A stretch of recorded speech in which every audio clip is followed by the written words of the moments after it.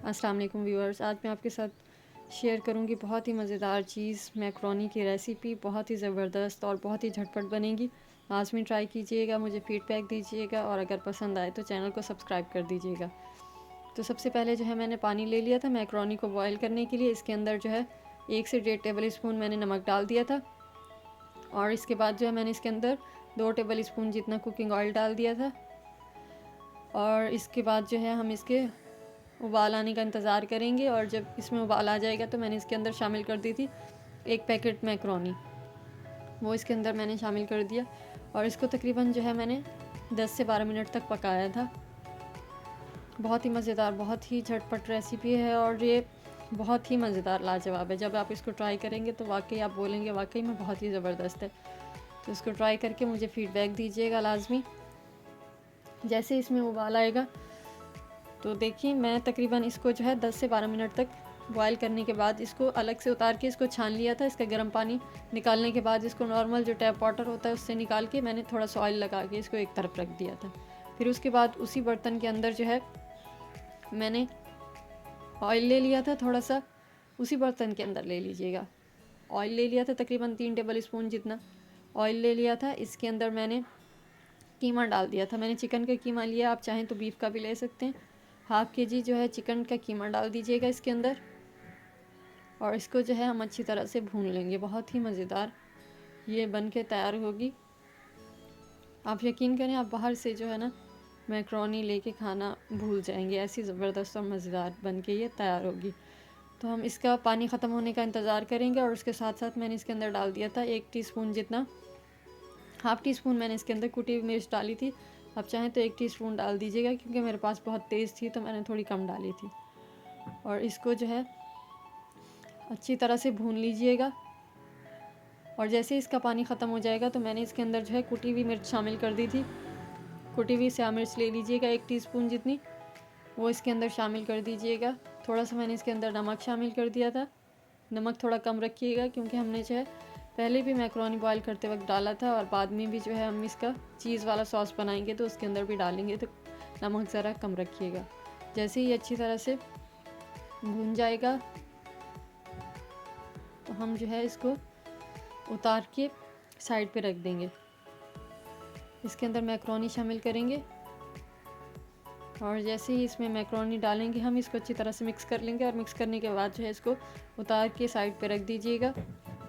बल्कि इस बर्तन से मैंने निकाल लिया था और दोबारा जो है सॉस भी मैंने इसी बर्तन के अंदर ही तैयार किया था, तो वो इसके अंदर तैयार कर लीजिएगा। दूसरे बर्तन में मैंने मक्खन ले लिया था, 3 टेबल स्पून मक्खन ले लीजिएगा। साथ ही जो मैंने इसके अंदर डाल दिया था 2 टेबल स्पून जितना कुकिंग ऑयल। कुकिंग ऑयल इसमें डालते हैं क्योंकि ये जो है मक्खन जलने का जो डर होता है वो इससे कम हो जाता है। अगर हम ऑयल नहीं डालेंगे तो हमारा मक्खन जो है जलना शुरू हो जाएगा, तो ऑयल जो है इसके अंदर लाजमी डालते हैं। तो ऑयल डालने के बाद जो है मैंने बारीक बारीक काट लिया था, जैसे बारीक काटते हैं बिल्कुल क्रस्ट करते हैं या मोटा मोटा कूट लीजिएगा।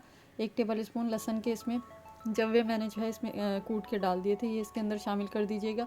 और एक जो है मैंने प्याज ले ली थी, उसको बारीक चॉप कर लिया था, जैसे अंडे के ऑमलेट के लिए हमें चाहिए होती है प्याज, इस तरह की प्याज को जो है चॉप करके मैंने इसके अंदर शामिल कर दिया था। इसको ओवर कुक नहीं करना, हल्का सा जो है 15 से 20 सेकंड तक जो है इसको हम चमचा चलाएंगे इसके अंदर। उसके बाद जो है मैंने इसके अंदर 4 टेबल स्पून जितना मैदा डाल दिया था।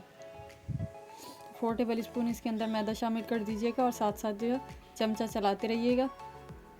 और इसको जो है हमने जैसे ही उसका कच्चापन ख़त्म होगा मैदे का, तो हम उसके अंदर दूध शामिल कर देंगे और नमक हस्बे ज़ायका डाल दीजिएगा, नमक कम ही रखिएगा।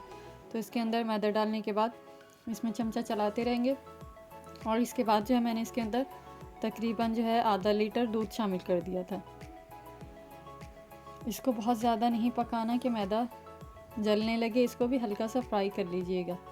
जैसे ही हल्का सा ये फ्राई होगा तो हम इसके अंदर दूध शामिल कर देंगे। दूध डाल के जो है इसके अंदर जल्दी जल्दी चमचा चलाइएगा ताकि इसके अंदर जो है लम्स ना बने, इस चीज़ का ख्याल रखिएगा।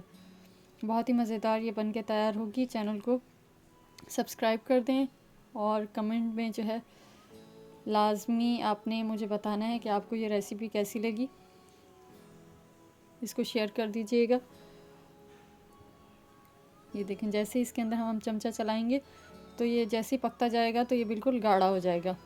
तो इसके अंदर जैसे ही ये गाढ़ा होगा हम इसका चूल्हा बंद कर देंगे। 1 टीस्पून जो है मैंने इसके अंदर ओरिगैनो डाल दिया था। ओरिगैनो से इसका फ्लेवर बहुत अच्छा आएगा।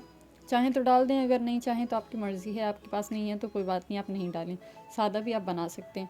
जैसे ही ये शामिल करेंगे हम, उसके बाद चूल्हे को बंद कर दीजिएगा बिल्कुल।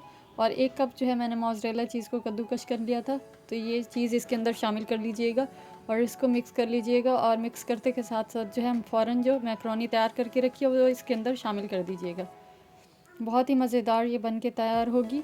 अब चूल्हा को आपने फिर जहन में रखिएगा कि चूल्हे को ऑफ़ रखना है, क्योंकि चीज़ डाली है तो ये नीचे से फ़ौरन जलना शुरू हो जाएगी। तो चीज़ डालने के बाद फ़ौरन हम इसके अंदर चमचा चलाएंगे और इसको जो है डिश आउट करेंगे फ़ौरन से, और इसको गरम गरम सर्व कीजिएगा। बहुत ही मज़ेदार, बहुत ही अच्छी बन के तैयार होगी। लाजमी मुझे फ़ीडबैक दीजिएगा और ट्राई कीजिएगा लाजमी, और चैनल को सब्सक्राइब कर दें और बेल आइकन का बटन दबा दिया करें। इससे जो है आपको नोटिफिकेशन जो है सबसे पहले मिल जाता है। तो इस तरह से ये देखें कितना आपको देखने में बहुत ही मज़ेदार लग रहा होगा।